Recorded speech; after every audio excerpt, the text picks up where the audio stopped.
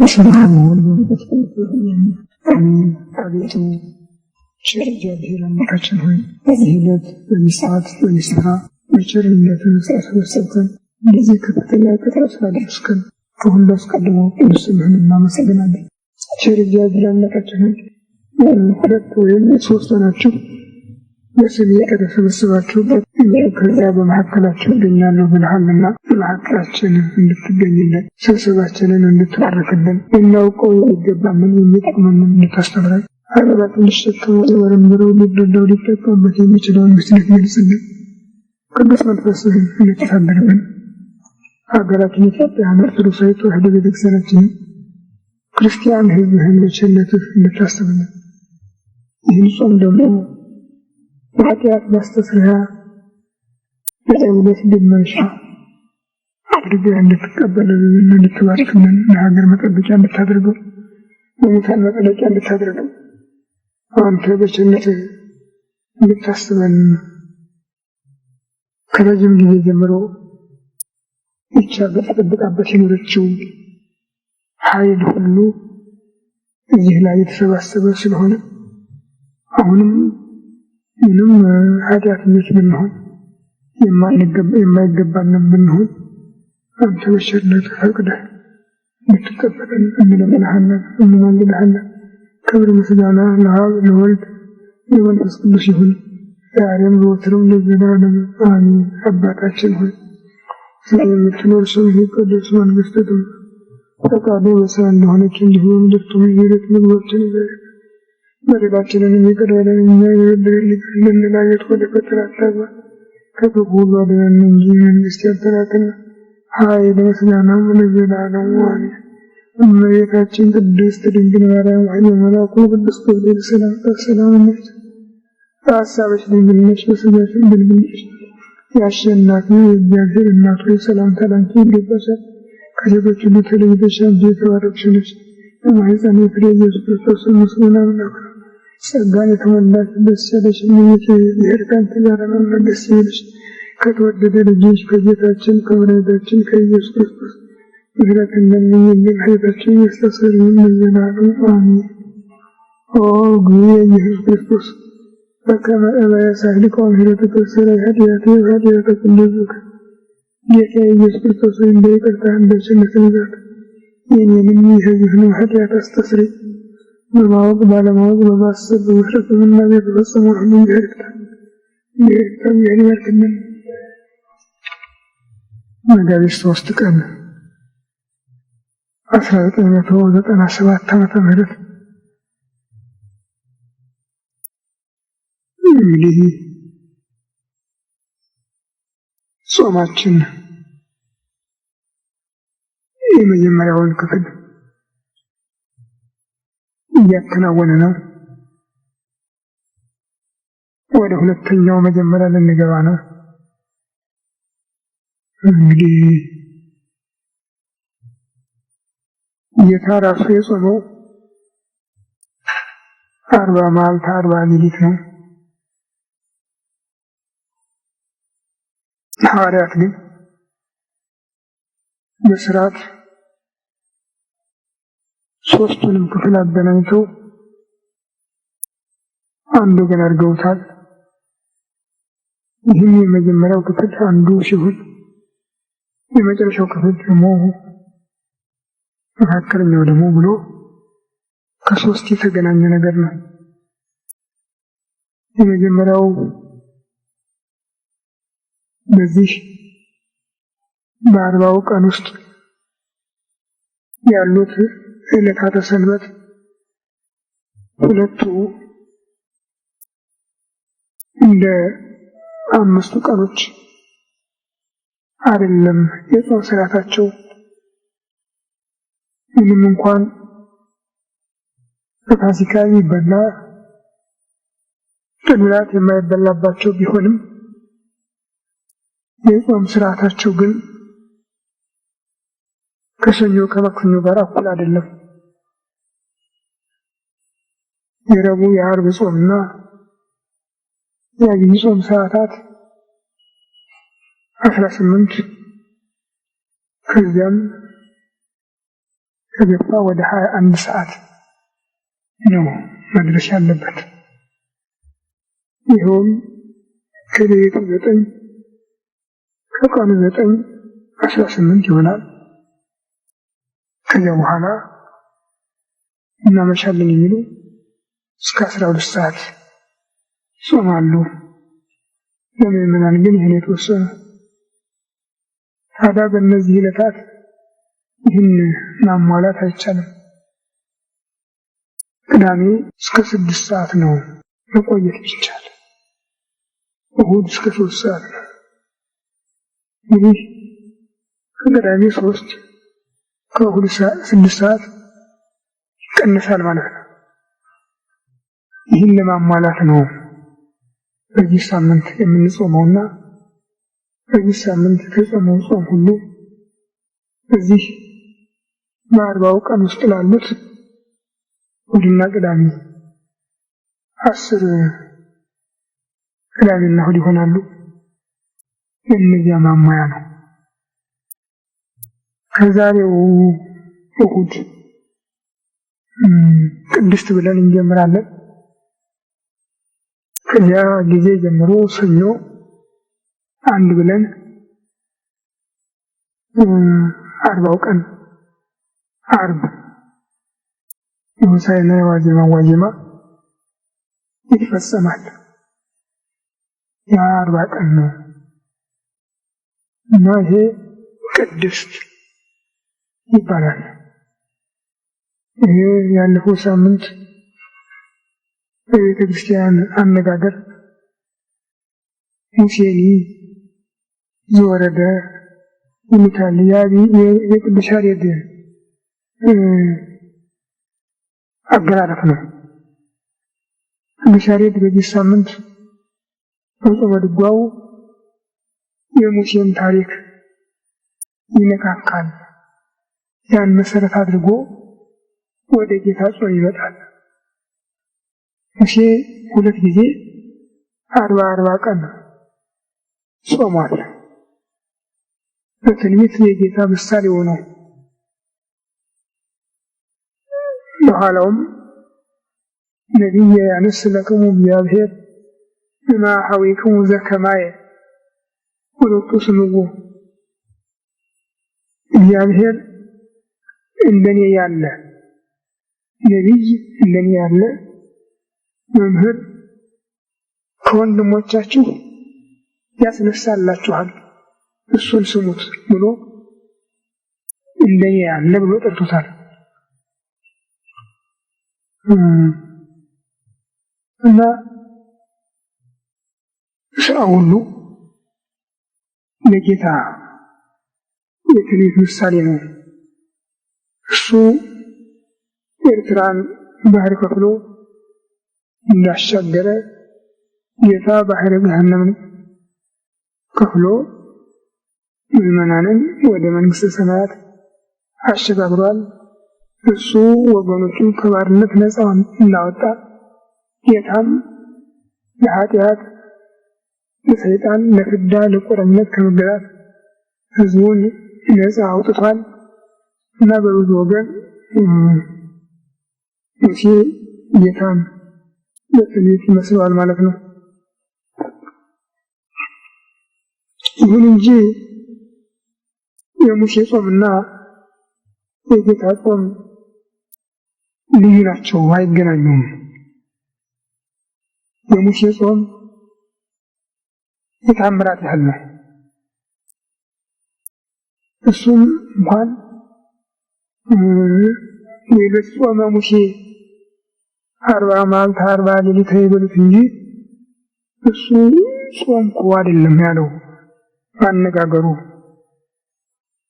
በእነዚያ ቀኖች 40 መዓልት 40 ሌሊት እህል ውሃ አልቀመስኩም ነው ያለ። እህል ውሃ አልቀመስኩም ነው ያለ።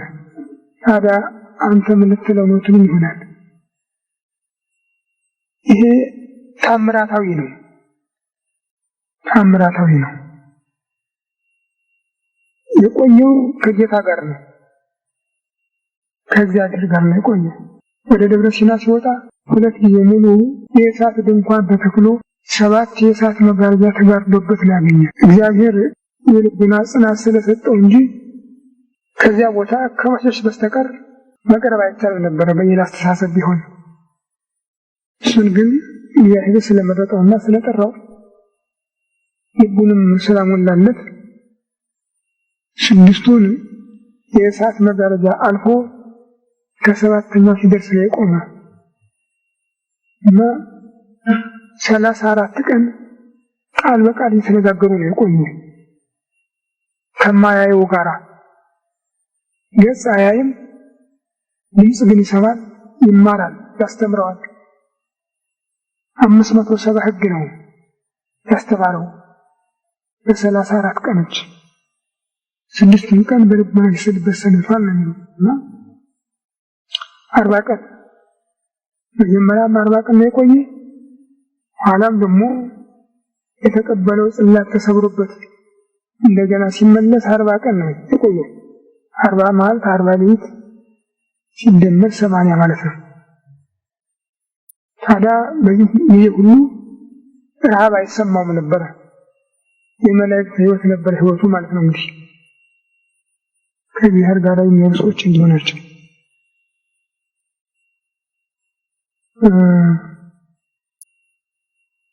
በአዲስ ኪዳንም አንዳንድ አበው ከገድል በኋላ ወደዚህ ደረጃ የሚደርሱ አሉ። ምግባቸውን የዕለት ምግባቸውን ደግሞ እሱ ፈቅዶ እያገኙ የሚኖሩም አሉ። ጨርሶ ያለ ምግብ የሚኖሩ አሉ። ታዲያ ይሄ ታምራታዊ ነው። ኤልያስ ከኤልዛቤል ተጣልቶ ወደ ቀርሜሎስ ወደ ደብረ ቀርሜሎስ ለመሄድ በተነሳ ጊዜ ደክሞት ከዛፍ ስር አርፎ ነበር። እንቅልፍ አለው ተኛ። መልአኩ 2 ጊዜ እየቀሰቀሰ ተነስ ኤልያስ ብላ ስመሩቅ ሆኖትከ መንገድ ሩቅ ነውና ተነስ ብላ እያለ ነው ያበላው ውሃውንም ህብስቱንም። ከዚያ በኋላ ግን 40 መዓልት 40 ሌሊት በቅስቀሳ ቅዳሜና እሑድ ሳይለይ እረፍት ሳያደርግ ቀኒት ሳይል ደብረ ቀርሜሎስ ገብቷል። ይህ እንግዲህ የታምራታዊ ኃይል ነው ማለት ነው። አይሰማቸውም፣ ድካም የለባቸውም፣ የረሃብ ምግቦችም አይደሉም፣ የጽም ምርኮኞችም አይደሉም። ጌታ ግን በሱ አይደለም ያደረገው፣ እየራበው እየጠማው ነው። ታግሶ ነው የጾመው። ለምን? አዳምና ሔዋን ምግብ በመሻት ከክብራቸው ስለወጡ የሰው ልጅ ሁልጊዜ የምግብ ተገዥ ሆኖ እንዳይኖር፣ የሆዱ አሽከር ሆኖ እንዳይኖር ይህን አሸንፎ ለመውጣት የሚችልበትን ኃይል ለቤተ ክርስቲያን ሊያጎናጽፋት ስለፈለገ እየተራበ እየተጠማ ነው 40 ቀን 40 ሌሊት የጾመው። እየተፈተነ ነው በልዩ ልዩ መልኩ። በረሃብ በጽም ብቻ አይደለም፣ በድካም ብቻ አይደለም፣ ከአራዊትም ከአጋንንትም ይፈተን ነበር ነው። የመላእክት እርዳታ ያስፈልገው ነበር። ቅዱስ ማርቆስ ባጭሩ በምዕራፍ 1 ከቁጥር 9 እስከ 12 ባጭር አስቀምጦታል። ዛሬ ክርስቲያኖች የሚዋጉት ሰልፍ የሚታገሉት ትግል ያ ነው። የጌታ ነው። ጌታ ባርኮ የሰጣቸው ነው። እንደው ዝም ብለው ወደ ኃይል አይደለም የሚገቡ። መጀመሪያ መከራውን ቀምሰው ነው ራቡን ጾሙን በተባይቶ ቢኖሩ በሰማዕትነት ቢኖሩ እሳቱን፣ ስለቱን፣ ግርፋቱን፣ ስድቡን፣ ውርደቱን ተቀብለው ከዚያ በኋላ ነው ከኃይል ወደ ኃይል የሚሄዱ። እንግዲህ ያንን የሥጋ አሸናፊ የነበረውን ፈተናውን ሁሉ የኃይል መሳሪያ ያደረገው ጌታ። ለዚህ ነው ጾሙ ቅድስት የምትባል ቅድስት ማለት የተለየች ማለት ነው። የተለየች ንጽሕት ክብርት ማለት ነው። ሰውን ከኃጢአት የምታነጻ ስለሆነ ንጽሕት፣ ከስጋዊ ጠባይ የተለየ ስለሆነች ቅድስት፣ ሰውን ከትሕትና ወደ ልዕልና የምትስብ ስለሆነ ክብርት እና ቅድስት እየተባለ ትጠራለች። ለዚህ ነው ሙሴን መነሻ አድርጎ የወረደ እምላይሉ ከሰማያ ሰማያት የወረደው አምላክ የሰጠን ነው ብሎ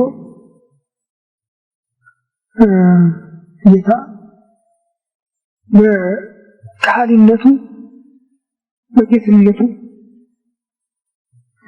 በፈቃዱ ሊያደርገው የሚችለውን ነገር በትእዛዝ ብቻ ሊያደርገው የሚችለውን ነገር ግን ፍቅሩን ለማሳየት የእኛን ድካም ለመጠገን ከወደቅንበት ለማንሳት ሲል እኛ የተቀበልነውን መከራ ተቀብሎ ነው ያዳነን። ይህ ባልዋጁበት ጣት የዘንዶ ጉድጓድ ይለቁበት እንደሚባለው ወታደር አለቆች ቁጭ ብለው ሂድ ቅደም እንደሚሉት አይደለም ያደረገ። እነሱ ቤት ተቀምጠው ሌላው እንደሚያዘሙት አይደለም። እሱ ነው መጀመሪያ መከራውን የተቀበለው። እኛ ልንቀበል የሚገባን ሁሉ በሙሉ ከኃጢአት በቀር አንድም እሱ ያደረገው ነገር የለም። ከሳቅ ከጨዋታ በስተቀር ለቅሶ ነው፣ ትህትና ነው፣ ንጽህና ነው፣ ትዕግስት ነው፣ አርምሞ ነው። ሁሉም ሰርቶ ነው ያስተላለፈልን እና ከዚህ ጾም የምንማረው ይህንን ነው። ከዚህ ጾም የምንማረው ሰውነታችንን መግዛት የምንችልበትን ጠባይ ነው። ሰውነታችን ብዙ ይፈልጋል፣ ብዙ ይሻል፣ ብዙ ያምረዋል። ሳይሰራ መክበር፣ መበልጸግ፣ ማደግ፣ ቁጭ ብሎ ሲስቁ፣ ሲጫወቱ፣ ሲቀልዱ፣ ሲዘፍኑ፣ ሲራገጡ መዋል፣ የማይጠቅመውን ነገር ብቻ መሻት ይፈልጋል። ከዚህ ነፃ ሊያደርገው ነው ይህን ጾም ነው እና በዚህ ራሳችንን የምንቆጣጠርበት በሩ ተከፍቷል። ለዚህ ነው የጾም ዓይን፣ የጾም ልሳን፣ የጾም ሰሚያ ይጹም፣ ዓይን ይጹም፣ ምላስ ይጹም፣ ጆሮም ክፉ ከመስማት ይጹም ይላል የቤተክርስቲያን አበው አስተማሪዎች። እሱ እንደዚህ ያደረጋ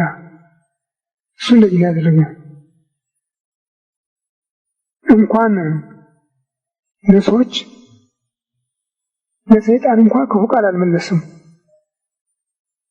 አልመለሰም። በጾሙ መጨረሻ አንተ የእግዚአብሔር ልጅ ከሆንክ እነዚህ ድንጋዮች ዳቦ እንዲሆኑ እዘዝና እንብላ ሲለው ሰው የሚድን በእንጀራ ብቻ አይደለም ከእግዚአብሔር በሚወጣ ቃል ነው እንጂ ያለ የመለሰለት ሂድ አላለውም።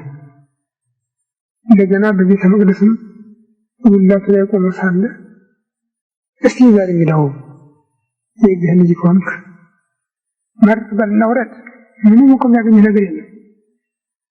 መላእክትን ስላንተ ያዛቸዋል አትሰናከለኝ የሚል ተጽፎልሃል አለው። ፈጣሪህን እግዚአብሔርን አትፈታተን የሚል ተጽፏል ያለው። እንደገና ወደ ተራራ ወጥቶ የዓለምን ገንዘብ ሁሉ የመንግስታትን ክብር ሁሉ ጌጣጌጡን ነፍጡን መርቡጡን አሳይቶ እስተግድልኝ እኮ ይህ ሁሉ የኔ ነው እሰጥህ ነበር ነው ያለው።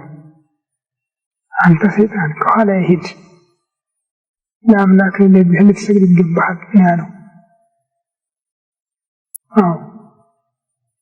ሊከፍሱ ይከፋል ያለ ነው። ሰውም በትህትና እንዲያሸንፍ፣ በንጽህና እንዲያሸንፍ፣ በትዕግስት እንዲያሸንፍ ነው ይህን ሁሉ ያደረገው። እኛ ግን ሁሉም ሳንሆነው ቶሎ ብለን ወደ ትዕግስት ነው የምንሻማ። እሱ አንድ ቀንም ይሄ ነገር አልታየበትም እና ይሄ ጾም ምዕመናን ጠላታቸውን ስጋንም ኃጢአትንም ሰይጣንንም ድል ለመንሳት የሚችሉበትን ኃይል የሚገበዩበት ነው፣ የሚሸምቱበት ነው፣ የሚቀጡበት ነው፣ የሚሰበስቡበት ነው። ይኑለን ብቻ ሰዓቱን እናድርስ ለማለት ብቻ አይደለም፣ የሚጠቅመን መሆኑን ማወቅ አለብን። የኢትዮጵያ ቤተክርስቲያን ኢትዮጵያ ማለት ይቻላል በዚህ ስትጠቀምበት ኖራ ነበር። ዛሬ ግን በልማዱ አለ፣ አሁንም በልማዱ አለ፣ ግን ከበረከት ውጭ ነው የሆነው። ከበረከት ውጭ ነው የሆነው። ለምን? ጾሙ ካለ በረከቱን ማን ይከለክላል ትሉኝ ይሆናል። ያለ ሃይማኖት የሚሆን ነገር የለም። ያለ ሃይማኖት የሚሆን ነገር የለም። ያለ ፍቅር የሚሆን ነገር የለም። ሃይማኖትና ፍቅር መኖር አለበት። ሃይማኖት የለም፣ እግዚአብሔርን ትተናል፣ ከመንገድ ወጥተናል፣ ሶስታችን ፍቅር የለንም። ሁሉ ሌላውን ለማጥቃት እየሰራ ነው፣ አቅሙ እስከፈቀደ ድረስ ሌላውን ለመጣል፣ ሌላውን ለመጉዳት ጉድጓድ እየቆፈረ ነው። ምን ያገባኛል እንኳን አይደለም። እንጃ ስራ ይመስለው ምን ሆነ አላውቅም። እና በዚህ ምክንያት እንጾማለን፣ ለሰውም ጾማቸው ገብቷል እንባላለን። እንጠቀምበት አልሆነም። ቤተክርስቲያን እምቢ አለች፣ አልተመለሰችም፣ አልመለሳለች።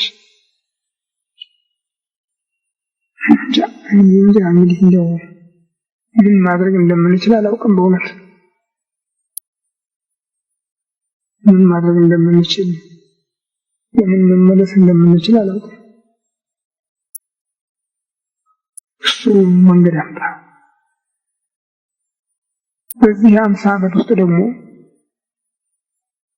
ብዙ ጊዜ የምንፈተን በአብይ ጾም ነው። ያን ሆይ ከጠላት ጋር ሲዋጉ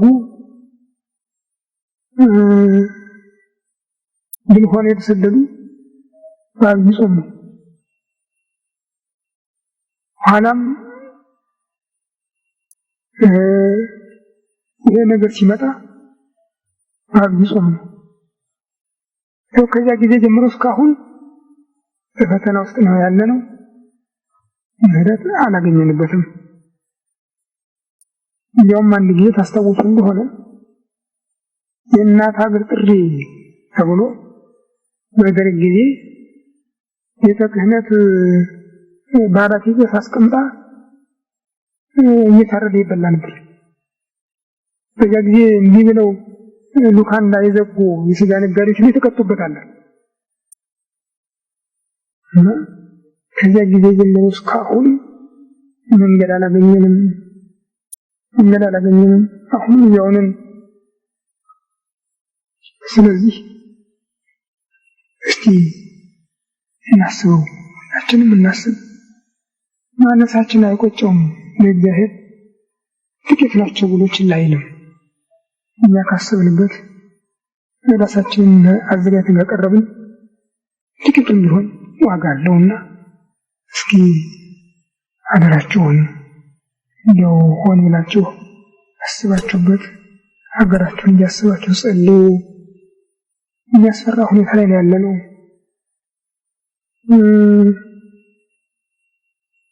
ምንድነው ችግሩ? የመንግስት ለውጥ የነበረ ነው። አንዱ ያልፋል አንዱ ይመጣል ብለን የምናስብበት ጊዜ አይመስልም። እንዲህ አይመስልም።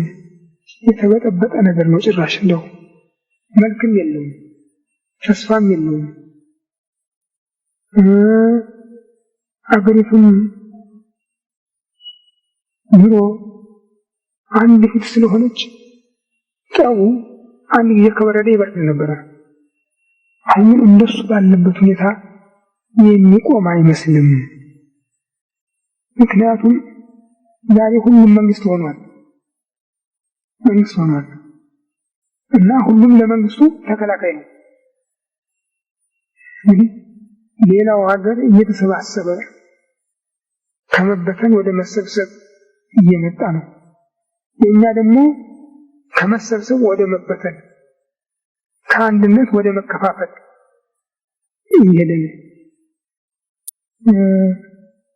አሁን የአፍሪካ ህብረት እየተባለ ሽርጉድ ይባላል። የአፍሪካ ህብረት ያለበት ስፍራ ግን ምልክቱ እየጠፋ ነው። ታዲያ ይኸው ደግሞ ከሌላ ሳይሆን ከራሳችን ነው። ከመንፈሳዊ በኩል ምነው ጉድ የሚል የለም። ከስጋዊም በኩል ብዙ ተምረናል የሚሉ የውጭውንም የፖለቲካውንም የሁሉንም በኢኮኖሚውም በፖለቲካውም በሁሉም በቂ ትምህርት አለን የሚሉ አላቸው የሚባሉ አሉ። አንዱም እንኳን አሬህ ነገር መንገድ አይደለም የሚል የለም።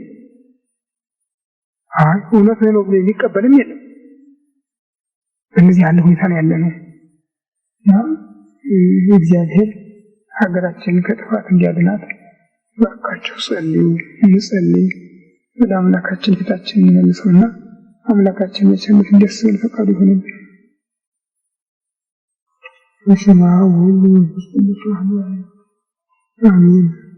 አቤቱ ቸር እግዚአብሔር አምላካችን ሆይ በዚህ ዕለት በዚህ ሰዓት በዚህ ስፍራ በቸርነትህ ስለሰበሰብከን በዚህ ከፍተኛ ቁጥር ስላደረስከን ከሁሉ አስቀድሞ ቅዱስ ስምህን እናመሰግናለን። ቸር እግዚአብሔር አምላካችን እስከ ዓለም ፍጻሜ እኔ ከእናንተ ጋር ነኝ ብለሃልና እንዳትለየን፣ እንዳትርቀን፣ እንድትታደገን፣ እንድትጠብቀን ከመከራ ሥጋ ከመከራ ነፍስ ሰውረን እንለምንሃለን፣ እንማልድሃለን። ቸር እግዚአብሔር አምላካችን ይህን ጾም በቸርነትህ ተቀብለህ ኃጢአታችንን ይቅር እንድትለን ጸሎታችንን እንድትቀበልልን ሀገራችንን ቤተክርስቲያናችንን ሕዝባችንን ከአደጋ እንድትጠብቅልን እንለምንሃለን፣ እንማልድሃለን። ሁሉ የሚቻልህ አምላካችን ሆይ ይህች ሀገር እስከዛሬ የኖረችው በአንተ ነውና አሁንም ለጠላቶቹ አሳልፈን እንዳትሰጣት አንተ በቸርነት እንድትጠብቃት ቢሆንም አንተው በቸርነትህ ቀን እንጂ ለጠላት አሳልፈን እንዳትሰጠን እለምንሃለሁ፣ እማልድሃለሁ። ጌታዬ አምላኬ መድኃኒቴ ኢየሱስ ክርስቶስ ሰው ክፉ ነው።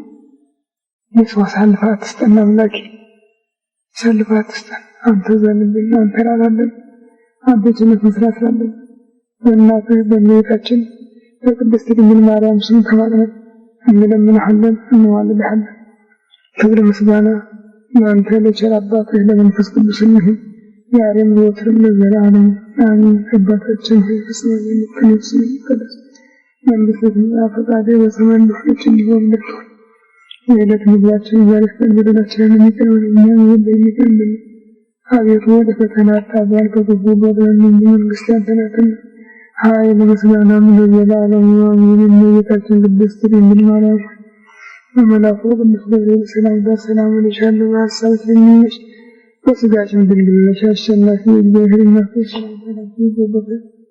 ከሴቶች ሁሉ ተለይተሽ አንቺ የተባረክሽ ነሽ፣ የማኅፀንሽ ፍሬ ኢየሱስ ክርስቶስ የተባረከ ነው። ደስ ያለሽ ጸጋን ሁሉስ እመቤቴ የፍሬታን ተጋራና ደስ ይበልሽ ከተወደደ ልጅሽ ከጌታችን ከወዳጃችን ከኢየሱስ ክርስቶስ ለምኝልን ኃጢአታችንን ያስተሰርይልን ለዘላለሙ አሜን። ሰላም ለኪ ولم يمسك كما نهيت من الجند أنه يجمع أهلهم بالله بالخير سلام عليكم عبد نفسي بهم فسوس المكين نحن يستستوشي بكم في ذات إليه وسهل لكم كل مثل بالحلم وذروا لله مثل الموت من الكون وأصبحوا مرتبين محمول من وكيف لكيف لكيف لكيف እመቤታችን ቅድስት ድንግል ማርያም ሆይ አንቺ በአማላጅነትሽ ስለ ኃጥአን ሁሉ በምታቀርቢው በአማላጅነትሽ በአብ በወልድ በመንፈስ ቅዱስ ዙፋን ፊት ልታስቢን እንለምንሻለን እንማልድሻለን።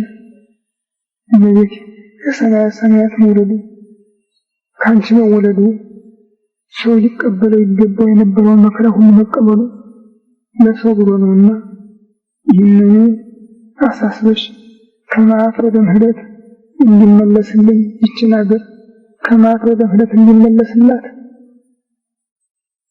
ሕዝቅያስ በነቢዩ ኢሳይያስ ለዚች ሀገር እቆምላታለሁ፣ እረዳታለሁ፣ አድናታለሁ፣ ይቅር እላታለሁ ስለ ስሜ ስለ ባሪያዬ ስለ ዳዊት ብዬ ሲል የተናገረውን ቃል አስቡ።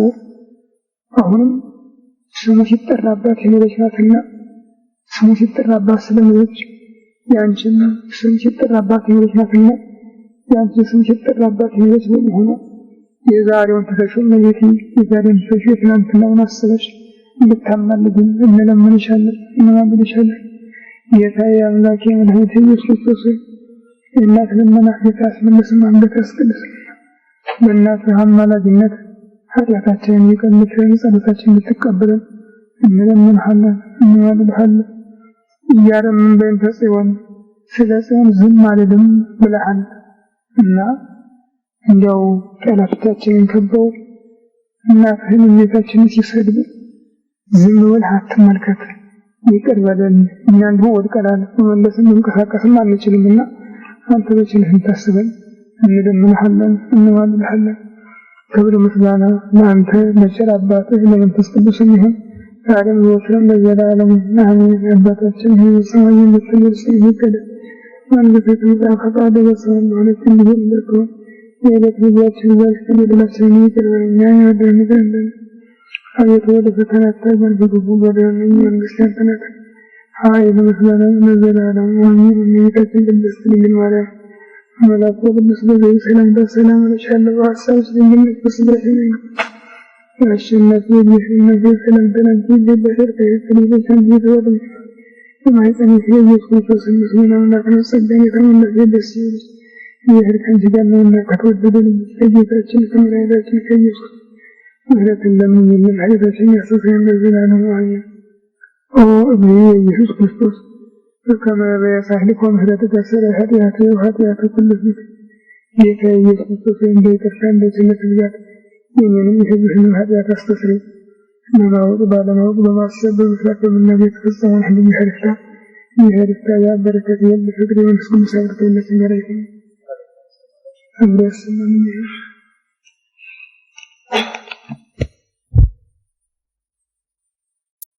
በስመ አብ ወወልድ ወመንፈስ ቅዱስ አሐዱ አምላክ አሜን። አቤቱ ቸር እግዚአብሔር አምላካችን ሆይ በዚህ ዕለት በዚህ ስፍራ በቸርነትህ ስለሰበሰብከን ለዚህ ከፍ ያለ ቀጠሮ ስላደረስከን ከሁሉ አስቀድሞ ቅዱስ ስምህን እናመሰግናለን። ቸር እግዚአብሔር አምላካችን ሁለት ወይም ሦስት ሆናችሁ በስሜ ከተሰበሰባችሁበት እኔም ከዚያ በመካከላችሁ እገኛለሁ ብለሃልና በመካከላችን የምትገኝልን ስብሰባችን የተባረከች ልናውቅ የሚገባንን የሚጠቅመንን ትምህርት ልታስተምር አይምሯችን ሊሸፍነው ሊመረምረው ሊሞላው ሊጠቀምበት የሚችለው ሚስጥር የምትገልጽልን ቅዱስ መንፈስህን የምታሳድርብን ሀገራችን ኢትዮጵያንን ስለ ፍሬ ተዋሕዶ የመሰረትን ክርስቲያን ሕዝብ የትርፍ ልታስብን እንለምንሃለን እንማልድሃለን።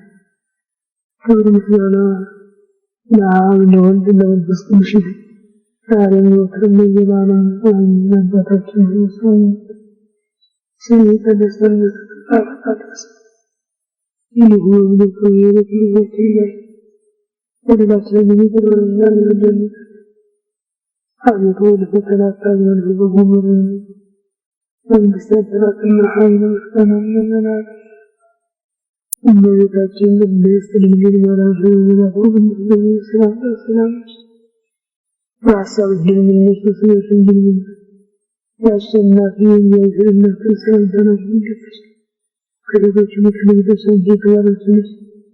የማኅፀንሽ ፍሬ የተቀደሰ ነውና ደስ ያለሽ ጸጋን ሁሉሽ እመቤቴ ከአንቺ ጋር ነውና ደስ ይበልሽ።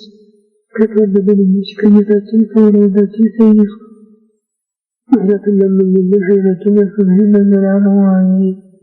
ኦ ኢየሱስ ክርስቶስ በከመ በሰሕት ምሕረትከ ኃጢአቴ ወኃጢአተኩሉ ጌታ ኢየሱስ ክርስቶስ በይቅርታ እንድትልክልን የእኔንም የሕዝብህንም ኃጢአት አስተስርይ።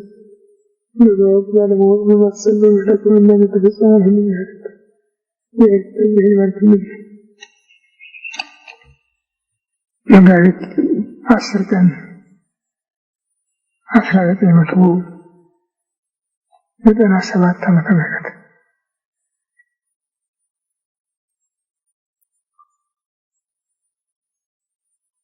በቤተ ክርስቲያን ከተሰሩ በጌታ ስም ከሚታሰቡ ታላላቅ አበይት በዓላት አንዱ የዛሬ ቀን ነው። በዓለ መስቀል የመስቀል በዓል ነው። በዓመት ሁለት ጊዜ በተለይ የመስቀልን መታሰቢያ በዓል እናከብራለን። አንዱ መስከረም 17 ነው።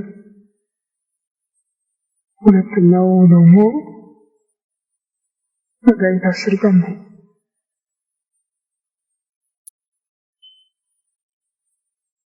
መስቀል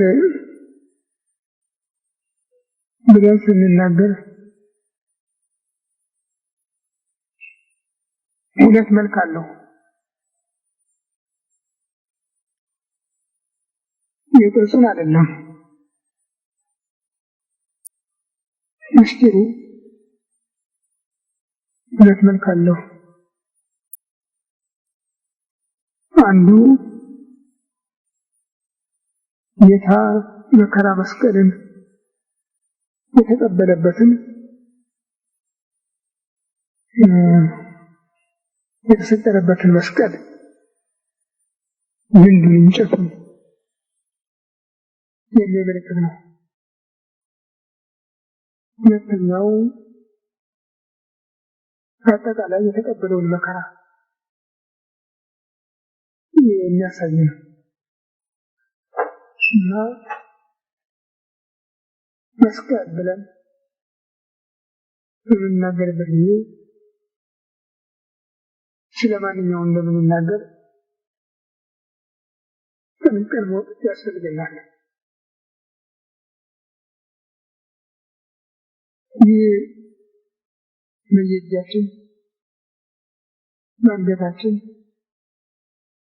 ወይም በአንዳንድ ስፍራ ለምልክት የምናደርገው መስቀል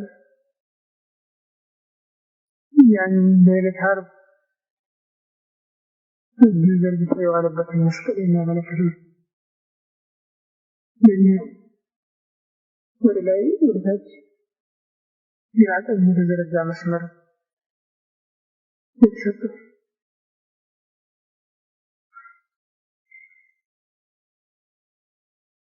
አይሁድ መቼም ስራውን እሱ ያሰበው ቢሆንም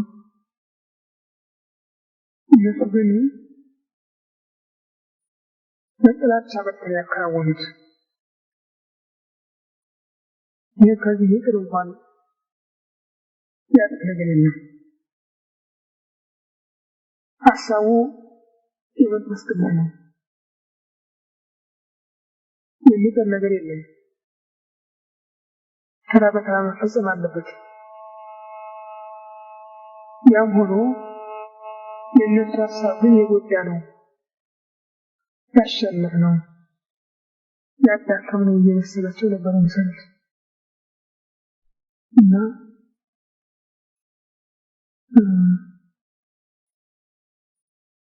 መከራ መስቀሉን በምናስብበት ጊዜ ሐሙስ ማታ በደቀ መዛሙርት መካከል ተገኝቶ ይደኔን ወንቁጠጡ የስጋዬን ወንቁ ብሎ ከሰጠበት ጊዜ ጀምሮ እስከ እሑድ መንፈቂያ ሌሊት ድረስ የተፈጸመውን ስራ የተደረገውን ኃይል ተአምራት አጠቃለን ነው የሚያስታውስ። ከዚህ በተለየ ግን የተሰቀለበትን መስቀሉን እናዘክራለን። ማቴዎስ በምዕራፍ 27 ቁጥር 32 ይፈታል። ማርቆስና ሉቃስም አስታውሰውታል። መከራው በልዩ ልዩ ስፍራ የሚፈጸም በልዩ ልዩ አይነት የተዘጋጀ በመሆኑ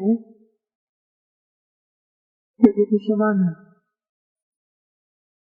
ይሁዳ አሳልፎ ሲሰጣቸው በቁጫ የተጀመረው ድብደባ እስከ ዓርብ 6 ሰዓት ድረስ በተለያየ መልኩ ቀጥሏል። ሌሊት ከሐና ወደ ቀያፋ ወደ ሐና እያመላለሱ በቲያትር መልክ ዳኝነት እናያለን፣ ምስክር እናስመሰክራለን እያሉ ሲያንገላቱት ካደሩ በኋላ ጠዋት ለመግደል ስልጣን እንደሌላቸው አምነው ይህ ስልጣን ላለው የሮማው ቄሳር እንደራሴ የሮማዊ ሰው ለጲላጦስ አሳልፈው ሰጡ። በአንድ መልክ ሲሆን፣ በሌላ መልኩ ደግሞ የፋሲካ በዓል ስለነበረ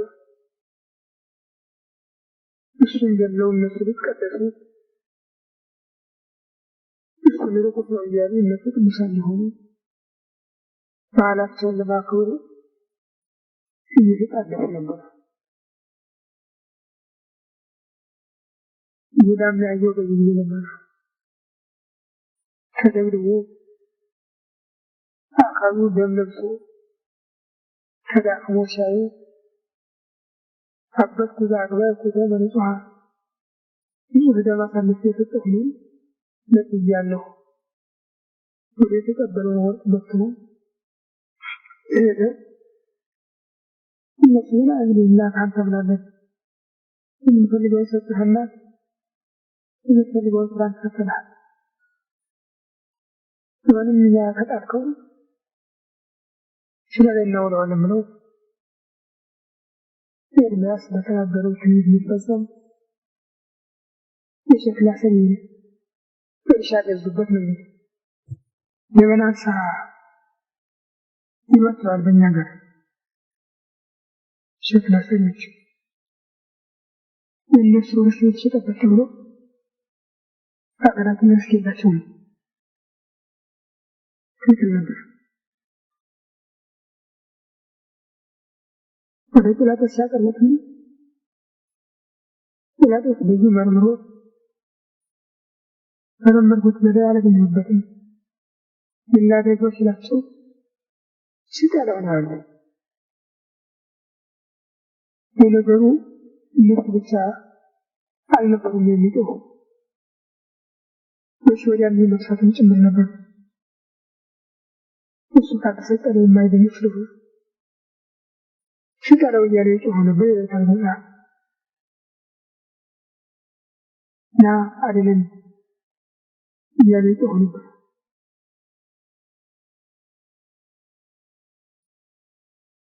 መጀመሪያ ጲላጦስ ካየው በኋላ ከየት ነው የመጣላቸው? ከገሊላ ቤት።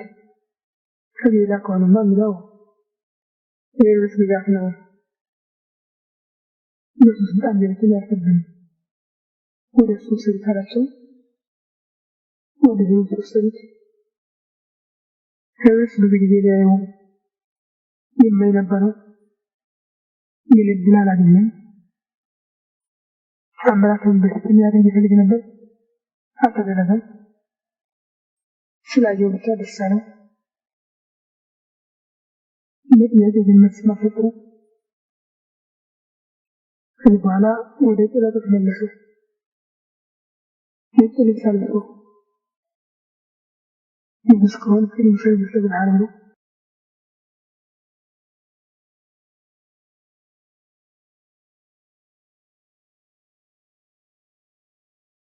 አገሬ